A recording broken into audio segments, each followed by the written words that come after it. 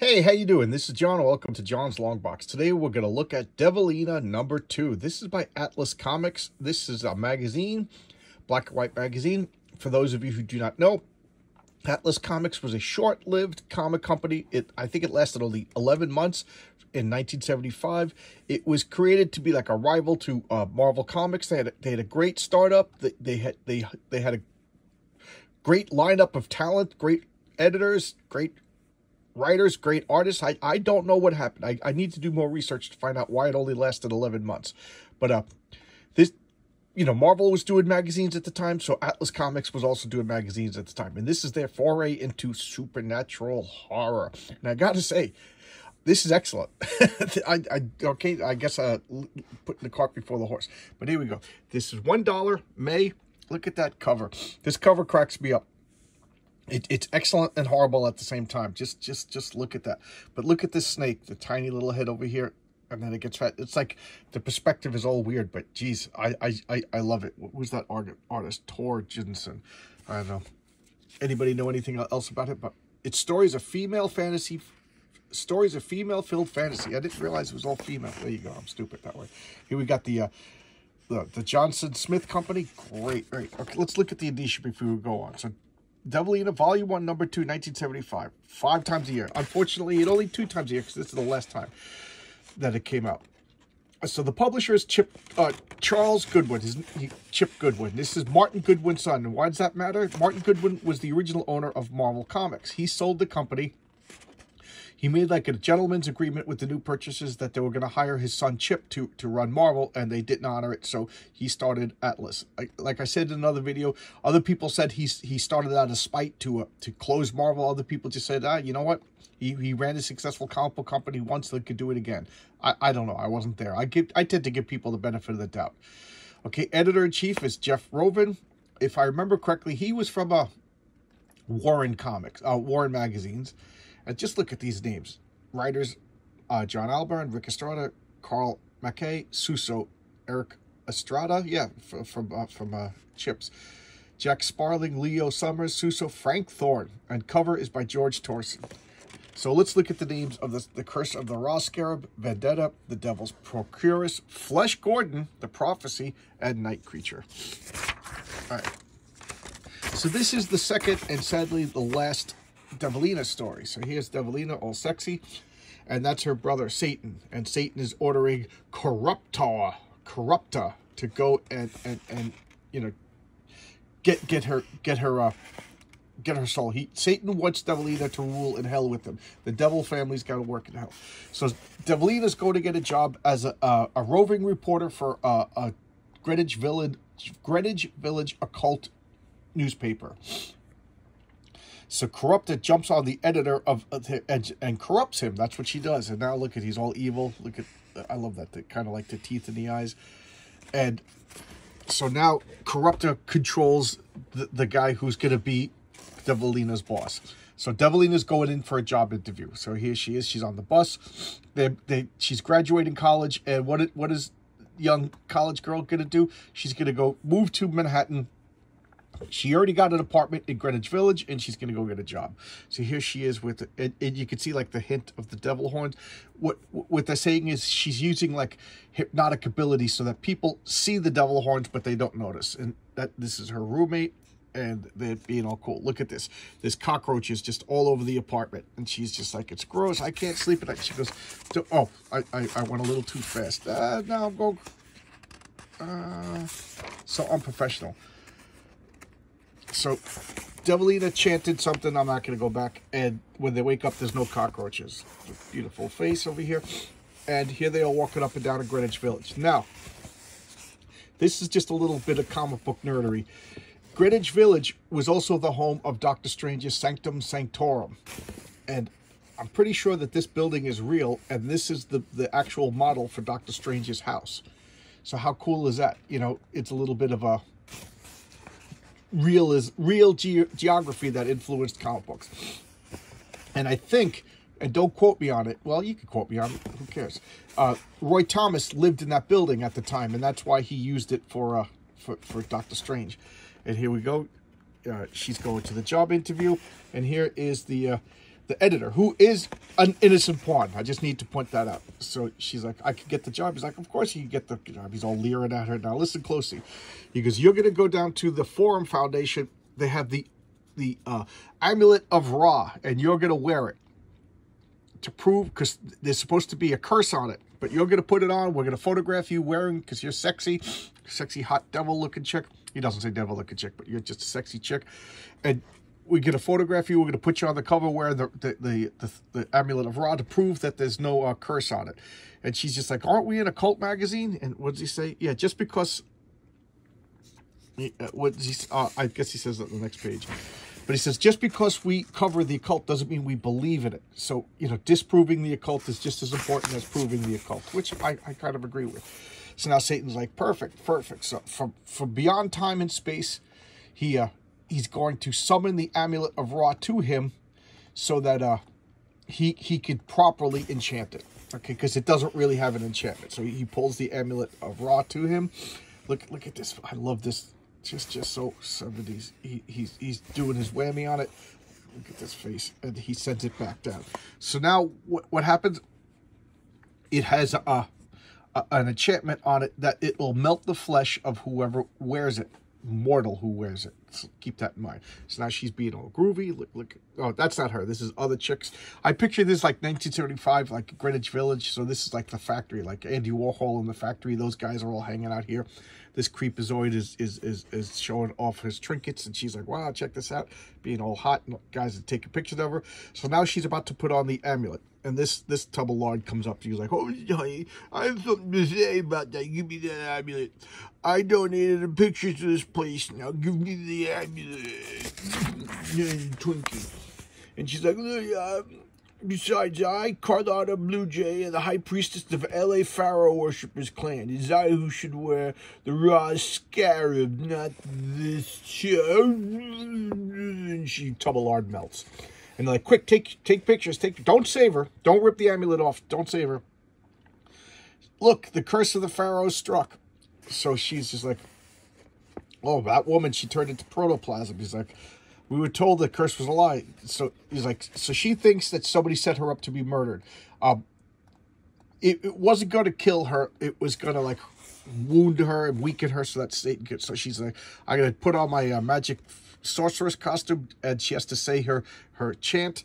Sword of Egypt, let the light of darkness cloak my body and soul. Death to Satan. And boom, remember, she hates Satan. Because Satan killed her main squeeze. So she jumps in, all sexy bikini chick, and pulls out her sword, and is Corruptor. So cat fight over here. Devilina versus Corruptor. And now she's learning the story of Corruptor. That's her mother telling her, don't fall prey to this, and you're doomed. And now cat fight. They start strangling. Corruptor tried to use her mesmerism powers on it, didn't work. So now, curse you, Devilina, and she pulls out. The other side of her sword is like a cross. So I guess she's a Christian, and she's like, no, I can't bear the light. I can't bear the light. So she leaves because the holy light of her cross was burning her. So Satan's just like, I'll give you one last chance, or you're gonna thrust into the 13th pit. That sounds pretty excruciating. So now she's going back. She meets her boss.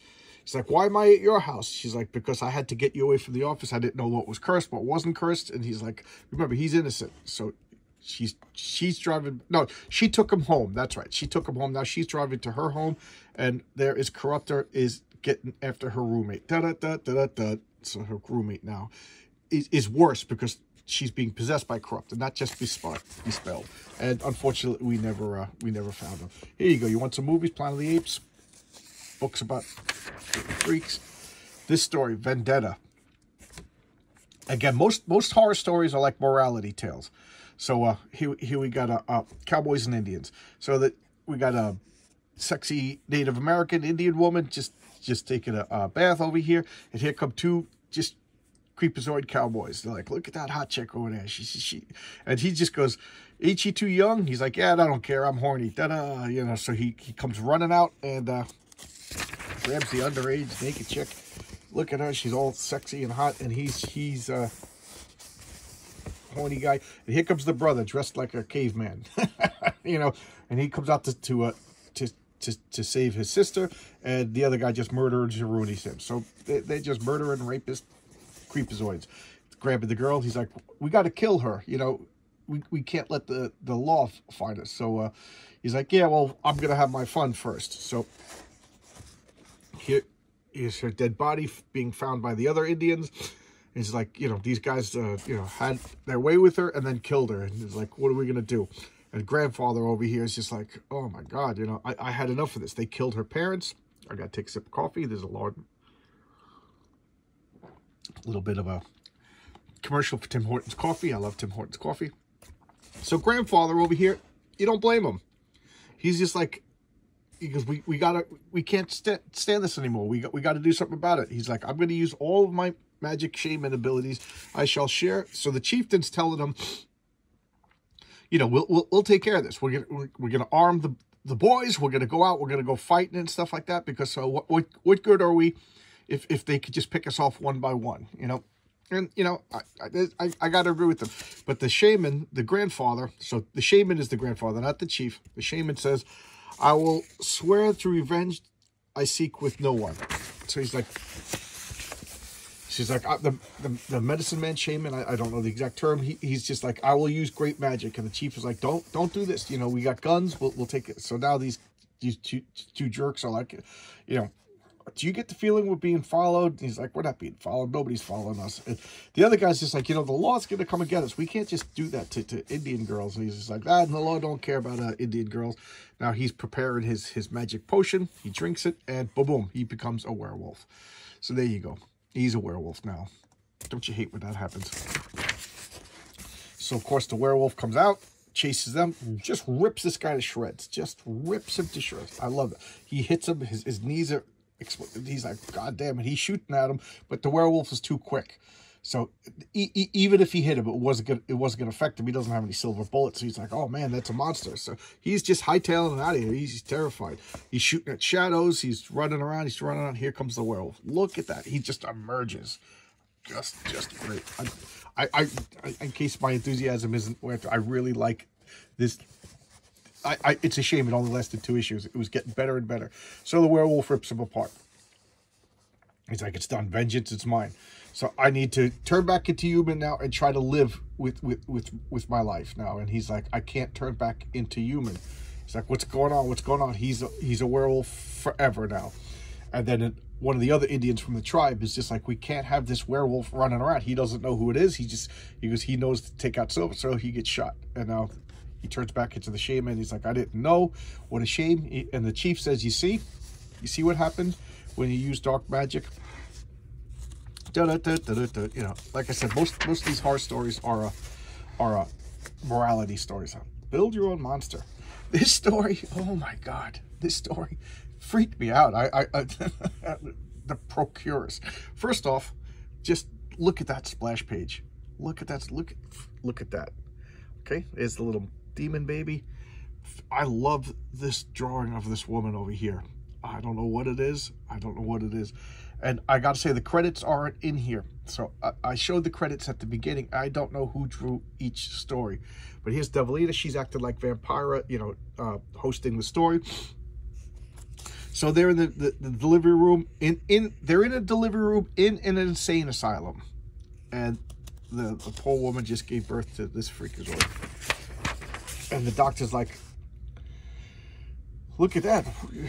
Some birth defects and weird stuff. And the other doctor's like, birth defects? He goes, I got to tell you this story. She came in babbling.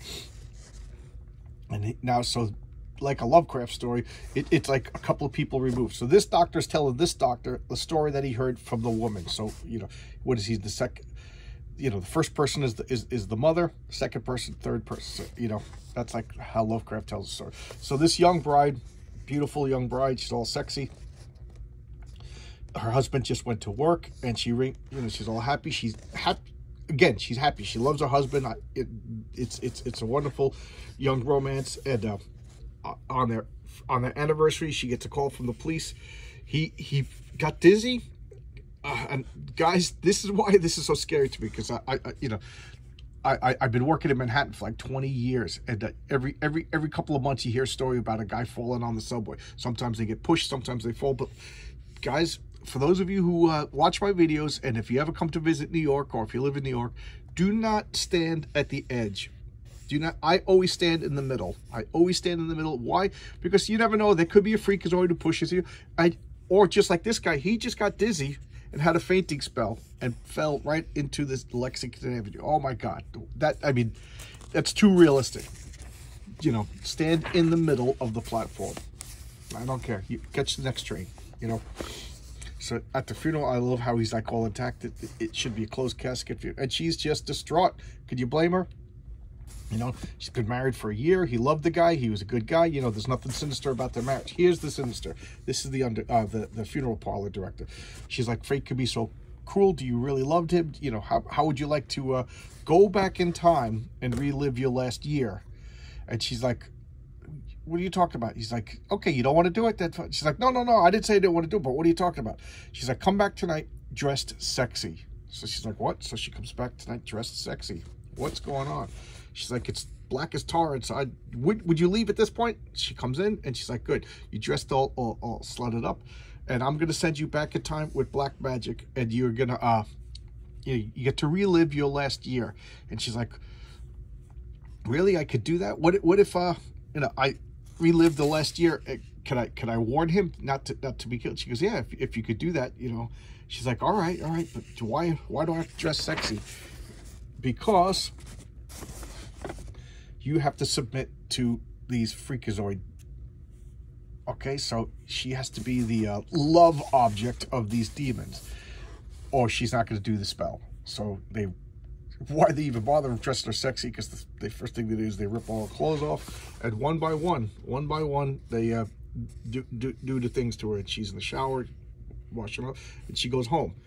And when she wakes up in the morning, it's a year earlier, it's a year prior, and there's her husband, and she's just like, okay, you know, and she's like, again, she loves her husband. You know, it's not like the sinister marriage or anything like that.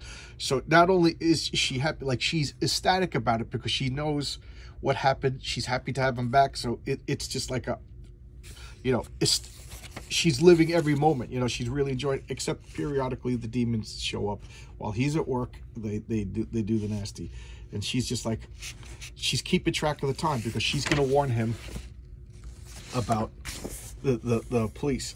So the night before he's gonna die, she's staying up, she's drinking coffee, but because she stayed up too late, when she did fall asleep, he was like, oh, she looks exhausted, you know, so he didn't want to wake her up, so he wakes up to the police, and she's, you know, she did all of that nasty with the demons for nothing. He's still gone. I mean, she had another year with them, and now the doctors are like, that's nonsense. The woman's crazy. It's just a birth defect. And then he opens the door. Is it really?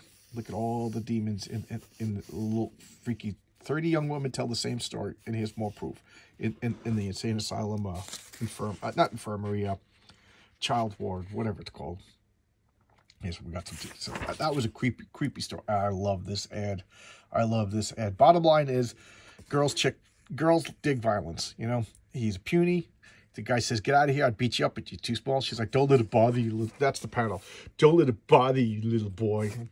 Beat up your girl. She called you. So he's all freaked out in rage. He gets all swole. Check it out. He takes the Charles Atlas course and beats the crap out of the guy. And then she's like, all right, I like violent men. So I'm going to go home and give you the lovins. And Charles Atlas like, yeah, you know, don't be a wuss. Beat up men. All right, there you go. Flesh Gordon, The Perils of the Flesh. So the movie Flesh Gordon came out around this, and here's a big article. And what I like about it is they're talking about it as a serious movie. You know, I've seen Flesh Gordon. Here's a funny thing: as I rewatched it like 2 months ago. You know, just like, oh yeah, I remember this, because I remember people talking about how the special effects were great. You know, normal people, all you remember is the silly nudity. But then I was like, the special effects, there's special effects. Yes, there was stop motion. There was stop motion capture. When like one of the guys on Flesh Gordon was Ray Harryhausen's assistant. So you know, they called this one however you say Harry Hassan backwards. That was the name of this. I was like, oh yeah. So I rewatched it, and I was like, oh yes. You know, it was supposed to be, according to the first article that I read, it was supposed to be the world's first big budget, full featured, full-on XXX porno movie, but they couldn't do it for whatever reason, so they did it half measures. So it's a lot of nudity, but you know, as far as if you're gonna watch it for porn, then you're wasting your time. But I gotta say, the special effects, if the stop motion stuff was actually pretty good. You know, this is about as risque as it gets.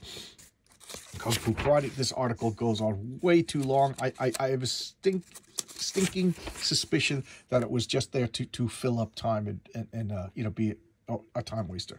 So now we have the prophecy. I think this is Frank Thor's art, but you know, but I'm not 100%. So I completely, oh yes, I completely blanked on the story. But this guy goes to sexy fortune teller. I'd listen to whatever she has to say. You know, eat your Fruit Loops. I'm going to go home and buy some Fruit Loops. And she's telling him, you are going to die by a wolf. You know, so be careful around wolves. You know, you will die. A wolf will devour you.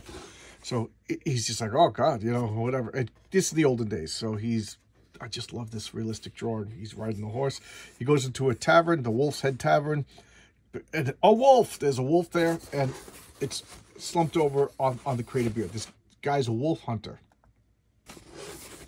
And he threw the wolf on there, and he thought it would be a funny joke to scare people as they came in. The guy's like unnaturally afraid. He just came from a sexy chick who told him that he was going to die by a wolf. So they're just talking about, he's like, yeah, the wolves are getting out of hand. Everybody's complaining about them, so they hire me to kill wolves. You know, all the shepherds and goat herders, they hire me.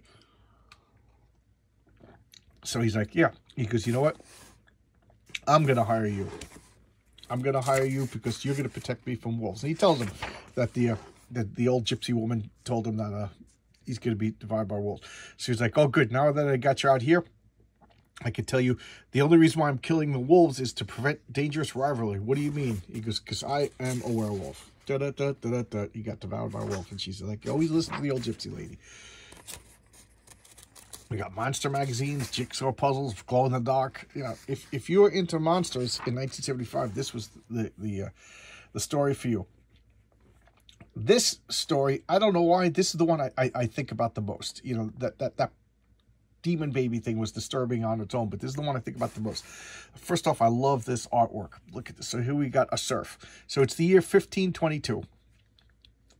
This guy's a serf. He's stabbing pigs, because I guess that's what serfs do. But he stabbed this pig to drive it crazy, and then he chases it into where his brother is sleeping. It's the middle of the night, and the brother just gets attacked by this pig and then devoured by the pigs.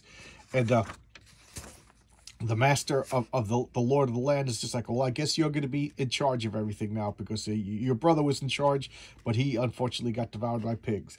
And the landlord's sexy daughter is just like, wow, you're well done. You got promoted already. What a coincidence that you know, you had an argument with your brother, and next thing you know, you're getting promoted. And he's just like, yeah, well, that's the way things work out. You know, I'm going to be famous. My name's going to live forever. And she's just like, oh yeah, well, and they talk, and he just grabs her and starts doing trying to do the nasty on her. And she's like, my father, he's coming back. So she like, the Duke is coming. So she's like, I tricked you. And he's just like, especially a beggarly goose of common birth. So, you know, she's, you know, playing games with them. So now he sees her with her real love interest, and he can't get it out of her mind. He's furious.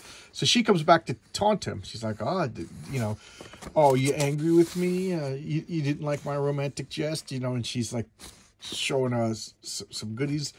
So he just, in rage, just kills her. You know, she was gonna do the nasty with her, and he just kills her. And then the landlord sees that he murdered the daughter in what he thinks is an act of rape, but it wasn't. But that doesn't matter at that point. She's already murdered, so he freaking out. So she gets up. She's not really dead. He's being whipped. So in the process, everybody thought she was dead, but she's not dead. He grabs the pitchfork, he kills the landlord, and then he doesn't want to kill the sexy chick, and she is his chief witness, and they say that we're going to make an example of him. We can't have the serfs going after and killing the landlords, so they lock him in a jail cell like Cask of Amontillado, and they said, you're just going to go there and you're going to starve to death. So he lives there for 11 years eating rats. So he sucks on like what is that called? Like stalagmites to get moisture, and he's eating rats. And after a while, he starts to develop like rat-like abilities, and he gnaws his way out. So it takes him 11 years. He escapes, and he's look at this freaky deaky. And he goes to the girl that he thought he murdered, and then tried to rape, and then killed her father. And now she's laying in bed, and she's like, I'm married. And he goes, perfect. This is the perfect excuse to why you're going to be with child. So he just does nasty on her and then runs away. And then he's like, yeah, look at him, I'm gonna live forever, I'm gonna live forever. And the people grab him and they burn him to death. And what happens is his child from that girl is the first vampire. So there you go. That's the origin of vampires in the Devilina universe. So I don't know, these stories actually, I'm not going to say they scared me, but I will say they kind of freaked me out. So this was a step above the last issue, and the last issue I really liked. As far as like the Warren and the Creepies, these are going farther. Then again, I'm not up to 1975 in Warren and Creepies. I'm still around like 1966, so maybe they get like more and more out there. But there you go. I would have been curious to what happened if issue 3 had come out. It was, I don't know, out there. Let's leave it at that. So there you go. This is Devilina number 2. It's a shame. I need to find out what happened to Atlas Comics. If anybody else knows more than me, please leave it in the comments. But there you go. That's today's video. Thanks a lot. Tomorrow I will be doing Sunday Comics. I don't know exactly what I will do for Sunday Comics yet. I don't know. I got to come up with the topic, but tomorrow will be Sunday Comics, 10 o'clock Eastern Standard Time. Wednesday night I'll be talking with Martina Marcoda about her comic Lady Alchemy, and in the meantime, let's talk about comics. All right, I'll see you. Bye bye.